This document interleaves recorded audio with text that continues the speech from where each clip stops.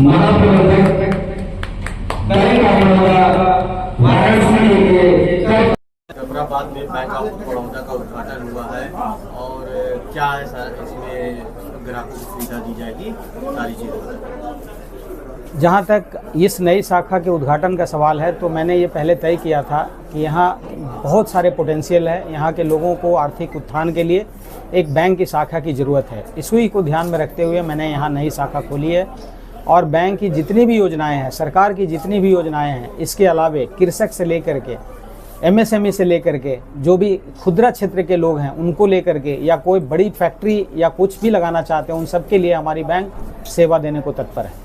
विशेष सेवा क्या है?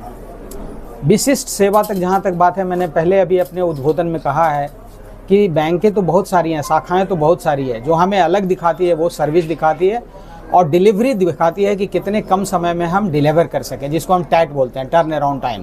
तो हम ये दो लेकर के बहुत से जैसे भ्रम फैलाए जाते हैं कि सरकार तो कहती है कि एमएसएमई सारे बैंक को करना है, लेकिन अधिकांश बैंक उस फाइल को रिजेक्ट कर देते हैं। बहुत जगह पे ऐसी शिकायत आती है।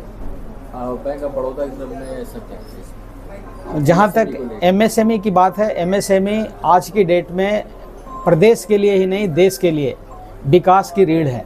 और जहाँ तक एमएसएमई है, यही एक ऐसा क्षेत्र है जो सबसे ज़्यादा रोजगार देता है। तो हमारी पूरी कोशिश रहती है कि जो भी हमें फाइल मिलती है उसको उचित तरीके से उसका मूल्यांकन करके जल्दी से जल्दी निस्तारण करके स्वीकृत किया जाए।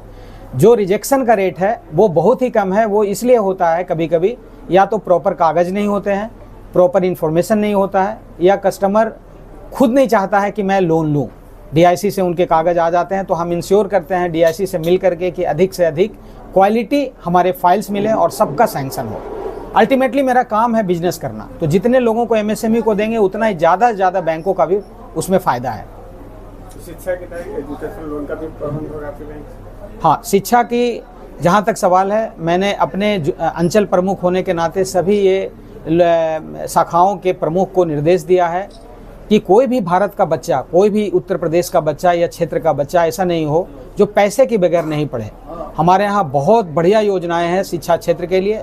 जो भी आना चाहते हैं, ऋण लेना चाहते हैं, हम उनको ऋण बेहद आसानी से उपलब्ध कराते हैं। एजुकेशन लोन में अप्लाई से लेकर डिसबर्समेंट तक क्या पीरियड है? अप्लाई से लेकर डिसबर्समेंट तक तो हम कोशिश हमारी रहती है कि मैक्सिमम 1 वीक के अंदर, 1 सप्ताह के अंदर हम इसका निस्तारण कर दें, बशर्ते कि हमें सारे जो इन्फॉर्मेशन है, डॉक्यूमेंट्स है वो प्रोवाइड कर दें। बहुत सारे बैंक हैं यहाँ पर, तो आपके यहाँ क्यों आए लोग ग्राहक, क्या ऐसा खास है? हाँ, जैसा मैंने पहले बताया कि हमारी जो ये बैंक है ये पूर्णतः भारत सरकार का बैंक है। हमारी सेवाएं और हमारी टेक्नोलॉजी, हमारी जो प्रोडक्ट का रेंज है वो बिल्कुल अलग तरीके का है।